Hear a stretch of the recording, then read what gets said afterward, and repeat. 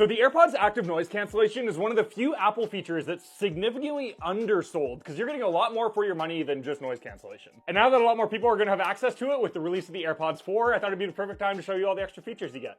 Accessing these features should be super simple. Just go to your settings and you can see your AirPods right at the top there. Lots of stuff here, most of it's self-explanatory, but these 4 settings at the top are the ones we want to worry about. Noise cancellation simply blocks out as much noise as possible. Then transparency mode is the opposite of noise cancellation. Use the microphones on the outside of the AirPods to replay all the sounds from the outside world in your headphones alongside your music. So even if you're listening to music at full volume, you'll still be able to hear everything going on around you. This is really cool for like walking around in the street. Adaptive mode is really cool. It's a mix between the two. It detects the type of noise and it lets important things through like conversations, then blocks things like traffic noise or airplane sounds. This works really, really well. Lastly, you could just turn it all off and have the headphones be passive. You'll find yourself wanting to switch between these lots. You could either do it manually here, or you could assign them to squeezing the stem of the AirPods. I, for example, switch between transparency and noise cancellation all the time. Then the audio setting down here pretty much is the same thing as the noise cancellation profiles, but with the loudness of the audio. Personalized volume is similar to adaptive noise cancellation, where it'll change the noise cancellation depending on your environment, but it does it with volume. So if you're in a really loud area, it'll have the volume be high. If you're in somewhere really quiet, the volume will be low. This conversation awareness is also really cool. It'll turn the volume right down if it detects conversation. This works great. I usually have it off though, because I talk to myself all the time, not even joking, and it turns my music down.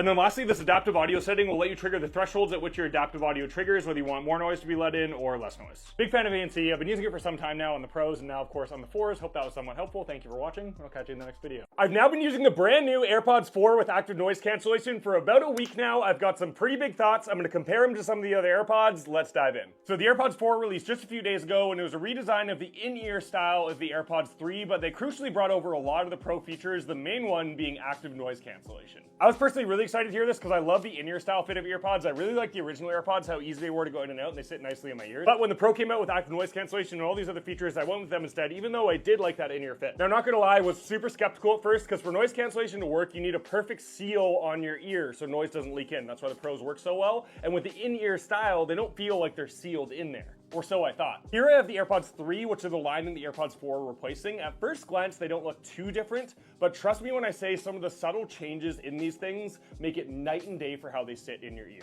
The fit actually feels so different to where even if you've tried the in-ear style buds before, whether the original AirPods or the AirPods 3, and you didn't like them, there's a good chance that you will like the fit of the AirPods 4. Trust me, the design seems subtle, but it is so different. The best way I could describe it is it sits a little bit deeper in your ear, which helps with the noise cancellation, which is just so good. If I were to ballpark it, I'd say the noise cancellation is about 80 to 90% as good as the Pro, which while not perfect, when you consider the price and other benefits of the AirPods 4 is insane. And when I say noise cancellation, I don't just mean noise cancellation. You also get all the other noise cancellation features like all the transparency modes, which I've come to pretty much need anytime I'm wearing headphones, so having access to them on the AirPods 4 is incredible. Now, even though I've kind of concluded my review on these, I find when I'm leaving the house on a day-to-day, I'm still reaching for the 4s instead of the Pros. For one, the smaller case is really nice. This is the 4, this is the 3, and then this is the Pro. And the main one for every day, it's just how nicely they slot in and out of your ear. With the Pro, you kind of got to put them in there and seat them in. These just flow in and out so nice. You still get all the benefits. I think these are going to be my new daily driver.